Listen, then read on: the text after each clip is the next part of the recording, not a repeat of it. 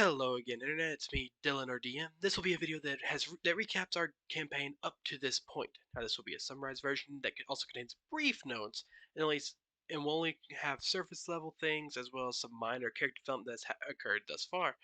I also put character art throughout the video, probably on either side of my head, showing off the characters and villains that have shown up thus far in the story. So, without further ado, let's get into this. It all began in the village of Florin, just 30 miles from the front lines of the war, in a guild house for the cutting blades. There, in Florin, met our group of heroes. Jix, a tabaxi with great skill in unarmed combat. Hi, so my name is Jigsaw the Vaccine Monk. I have gray and white fur. Right eye is blue, left eye is yellow. Oh, and like little secret, the tip of my tail has like little spear hair, so I'm like a little scorpion or something. Oh, but I like traveling the world, eating good food, hugging my friends, adventuring, looking at new things. Oh, and if I like see a cute little shiny item, I'm sorry, but this mine, especially if it's trinkets. And two main goals of mine, I want to become a huntress in my clan. And I also want to stop slave trade because, that is very serious business. It needs to be stopped. But anyways, bye. Lyre, a satyr with silver tongue and honeyed words. Hi there. My name's Lyre. I'm the bard paladin of our group. Um, my race is satyr. Goat legs, horns. But recently, after discovering this mysterious sword that once belonged to an angel, I seem to gain these strange silvery eyes that can see almost everything, and these beautiful wings.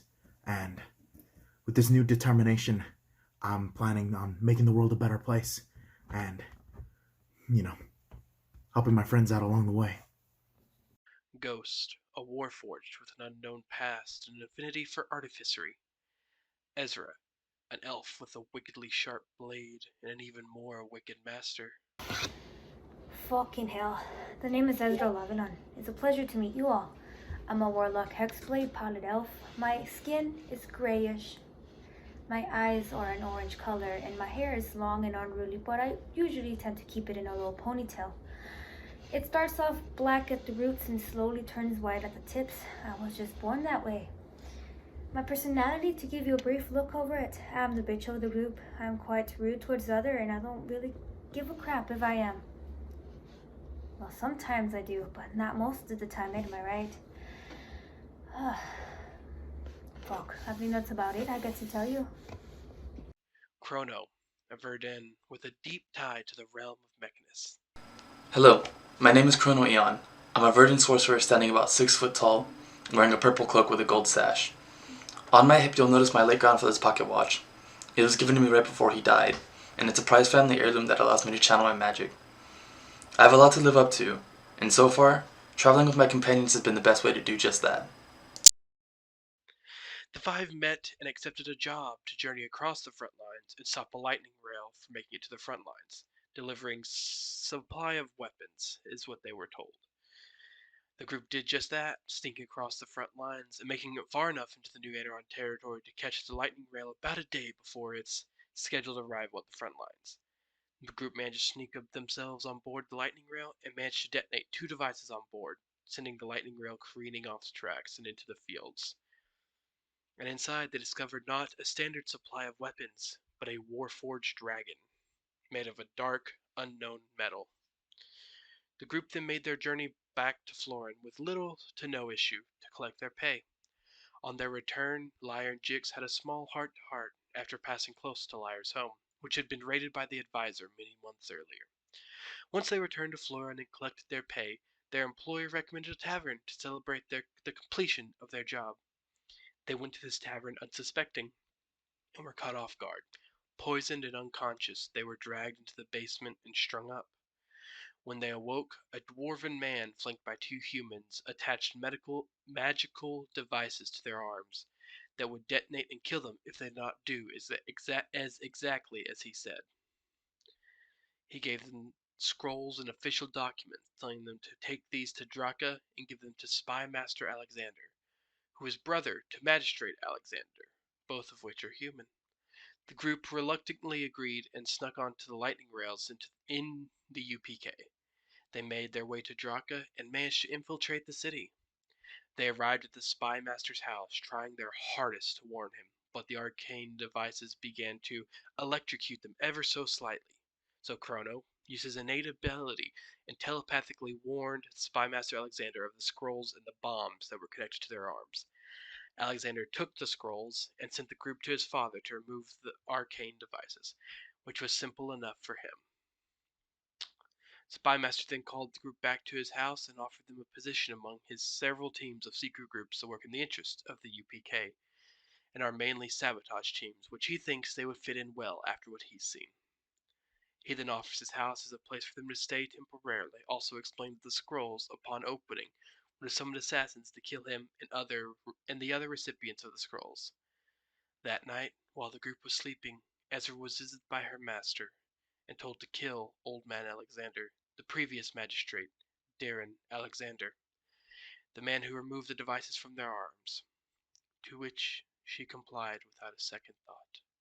Sneaking her way into his house, the old man, who was wheelchair bound and unable to use his arms to lift anything heavier than his glasses, having mechanical arms attached to the wheelchair, she killed him in his sleep, and through the powers of her master absorbed his memories, learning much about Draka, the UPK, and its history. There was an investigation, and in that time Adrian, Ezra's husband, went over the crime scene and forged documents to make it seem as if family members of a dwarven household named Curran had committed the crime. This has kept the group and officials from discovering that she committed the crime.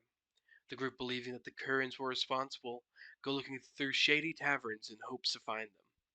Instead, they confronted a local crime boss named Esmeralda, a green tiefling with a gold and black dress. They were quickly removed from the tavern by Esmeralda herself after Lyre attempted to hit on her, resulting in quite the commotion. As the days go on with no lead, Lyre convinces the group to celebrate Life Day, a celebration for his deity Zarenave, the matron of the wilderness. The group went out to a grove a couple hours of Draka and set up at a sundial dedicated to Faransay, the Sun Father, as Zarenave and Faransay are close deities. During the night, they were attacked by will-o-wisps, but managed to destroy them. And on Life Day, Lyre received a message from a past lover, Alindra. The message detailing that the advisor's attempts to find more satyrs were driving Warforged deeper into the Tokir woods. Lyre ran back to the group and said that he needed to go home, that his family was in danger. The group said they would help him, and went back to Draka to inform Spymaster Alexander they would be journeying to find Lyre's family, to which Lyre believed to be held in the advisor's tower. Spymaster Alexander said they were crazy, but gave them the location the location that the intel suggested was the advisor's tower. As the group was preparing to leave, the Terran Bastion, the political center in the UPK, was blown up, an arcane explosion rocking the city. The group quickly ran to try and help the survivors, of which there was few. Shortly after the explosion, a visage of Icar Dragonsworn appears in the Undercity, saying that only he is fit to rule the new Aneron, and that Draka will be restored as the jewel and the crown of Aneron. As the group was helping the few survivors that there were, Spymaster Alexander and a few other dwarves came up and began to talk about how much of the ruling council was in there, and it is likely they are all dead, saying Spymaster Alexander is now magistrate by law, and Varys Smeltborn would become the new Spymaster. Using his new power, he blamed the group for the attack, claiming they had only briefly been in the city and that they were plants to make it look like they saved several people's lives and were actually meant to complete this task, the bombing of the Terran Bastion. There was enough evidence to support this claim, and they were being escorted to jail when Adrian showed up and helped free them, claiming that he knew they did not bomb Draka and that they should clear their name. Instead, they ran from Draka and headed south to free Lyre's family. On their journey south, they met Alindra, who said she would help free the satyrs from the advisor's grasp. The group managed to sneak on another lightning rail, hiding in crates, throwing parts off the lightning rail. They managed to sneak into the advisor's tower and with a few scuffles, then into the prison below, where most of the satyrs were kept. Adrian then went down another staircase into a large room with a massive portal in the center, red lightning being produced by metal rods conducting into the portal. Ezra followed behind her husband, the two being seen by the advisor, who was in the process of studying the portal. He quickly made his way over to Ezra and Adrian. The group had then noticed that Ezra and Adrian were not there. Noticing the staircase, they went down in hopes of finding them, and they did. While the rest of the group was on their way down the stairs, the advisor attacked Adrian and Ezra, knocking Adrian out and nearly killing Ezra. The rest of the group arrived down there, Adrian's body frozen, and Ezra running from the advisor's bloody and iced axe. The group reacted as fast as they could, Liar summoning an animated statue, but before anyone else could react, the advisor slammed his axe down on Adrian's body, shattering the frozen body. Alindra opened a portal to the far north of the Tokir woods, telling Liar and his friends to run. Jix then ran up to the advisor and stunned him by manipulating his natural energies. Liar then used a statue to grab the advisor and push him through the portal to the far Tokir woods. The group then gathered themselves, then proceeded to rescue the satyr and go up a few levels in the tower, discovering a level that had several artifacts, and proceeded to take all of them. A broken hilt of an ancient sword, an unknown spell book, a skull with a prophecy carved into it, and a golden brass orb with concentric spinning rings. They then took the satyrs and fled into the maze under the tower, which was connected into the portal room. They eventually escaped the maze and arrived several miles away from the tower and met Sir Oberith and Bartholomew, who were going to attempt to kill the advisor, of which the group had to explain was no longer at his tower. After this encounter, Alindra took the satyrs to a hidden elven city in the Tokir woods, and the group decided to return to Draka to attempt to clear their names, with the prophecy in the advisor's personal notebook. They snuck into Draka, skydiving through the forge vents, casting spells to slow their fall. They then contacted Magistrate Alexander and pled their case to him. He told them he believed them and to make their way to his house when night fell. The group made it there and gave him the evidence. Then once they had slept, the magistrate took the evidence to the council to discuss. Meanwhile, the group decided they would sneak into Spymaster Smeltborn's house and try and find evidence that he had framed them for the bombing. As all the evidence that incriminated them came as all the evidence that had incriminated them came from Smeltborn. They indeed found the evidence that they were looking for. They then delivered this evidence to the council, and Smeltborn attempted to assassinate the magistrate on the spot. This failed as when Smeltborn pulled out his gun and fired, Jix caught the bullet midair and sent it back to him. The group was gifted an estate in Draka until they did not and were told they did not have to renew their contract with the UPK if they did not want to. They have yet to decide if they would take the contract back. The group then decided to go to Ezra's home in hopes of learning more about this brass orb.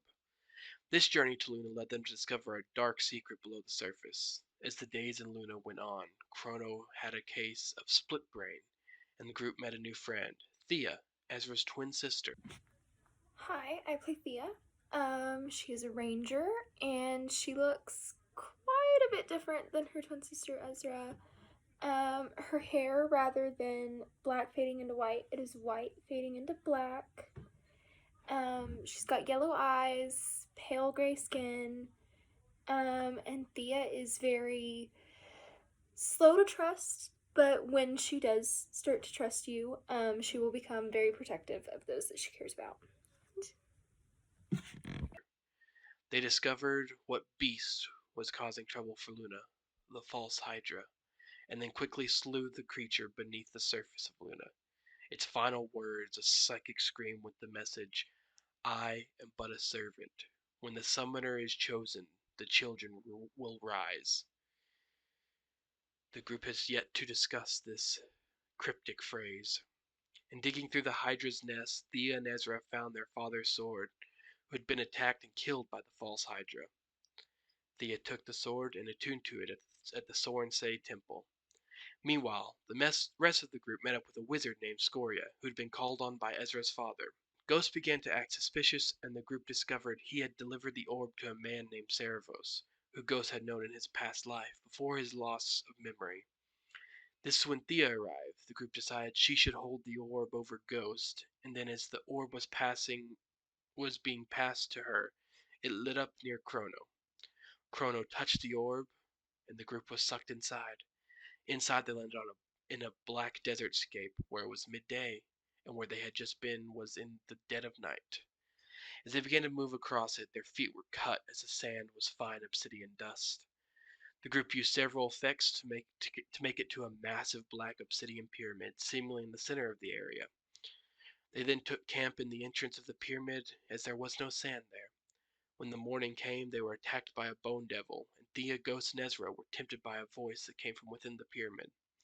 They chose to ignore it. Then Scoria and Lyra decided to take a look at the top of the pyramid, from which was so thin a touch cracked the glass and shattered it, opening the inside of the pyramid to the outside world. The two descended down into the pyramid, a figure chained high above the ground, faint silver light glowing on the ground. In this encounter, Lyre and Scoria spoke with Zariel, and in the process of fleeing, Lyre grabbed her angel sword. He was then transformed by the sword's power. The group, reasonably scared by by the change to their friend, still managed to find a way out of the orb. Scoria deciding to stay and Scoria deciding to stay and study what was in the orb. The group landed outside of the orb a week later. They then went to the tavern, talked with the barmaid, and ate breakfast. As they were finishing breakfast, a teleporting noise was heard.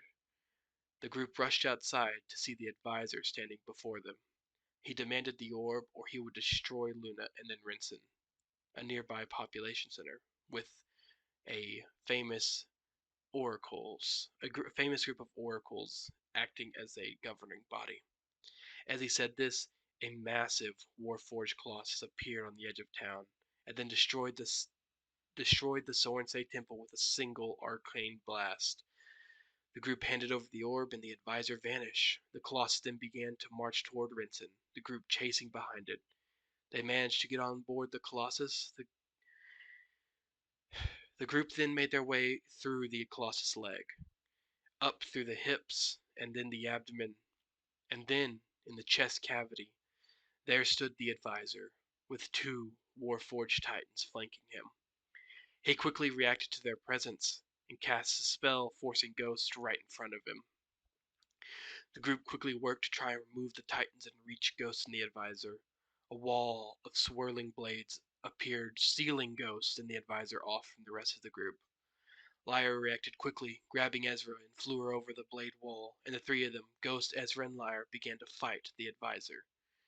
The first Titan fell, and then Jix made her way forward as Ghost cast a spell causing the area to be engulfed in smoke. The advisor moved forwards, managing to find Jix in the smoke and knock her down, nearly killing her.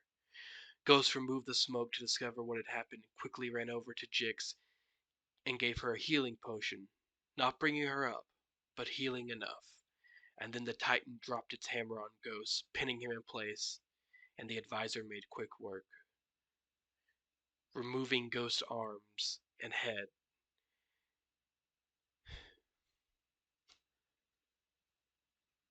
The advisor then revealed Ghost's true identity of Cyprevere, one of the Warforged member of the King's Council of Old Aneron. And in slotting Ghost's soul shard into his chest, the advisor now had 11 of 12 out of the 12 members of the King's Council as part of his consciousness. The group surrendered after the death of Ghost and were forced to watch as the Colossus tore the Oracle's tower from the sky and ruined the city of Rinsen. The Colossus then teleported to the city of Ironwill, Icar's main base of operations, where they met the tyrant himself, Icar Dragonsworn. He offered the group a job to collect the blood of the dragon gods Tiamat and Bahamut, saying if they refused, he would simply remove their heads, to which they accepted, and they are now being put into a prison pit for the time being. Thank you for joining me for this recap. This will hopefully be the last video before we actually upload a session, which will hopefully be going up on Friday if edits go well. This Friday will be the start. Will hopefully be the start, which we will start in a prison pit in which most of the group is being held there, and Ghost, the player who played Ghost, will be introducing his new character, which is why he does not have a video in this, and why it will make more sense. Like it will make more sense on Friday. Thank you for joining us for the video. And remember, if you're new, subscribe. If you're not, like. And if you want, and also share the video. It helps a lot. Thank you for coming to the video. Have a good day. Peace.